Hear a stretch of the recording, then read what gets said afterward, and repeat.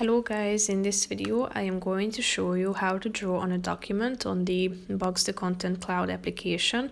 But first I just want to mention, don't forget to subscribe to my channel because at 10,000 subscribers I am going to show you my whole YouTube revenue statistics and growth strategy, how to make money online. So let's jump into it. First of all, open the application on your phone. Then you should tap on a document and then click on this third button down below. Here you can find two tools that you can draw with, and you can also select the color.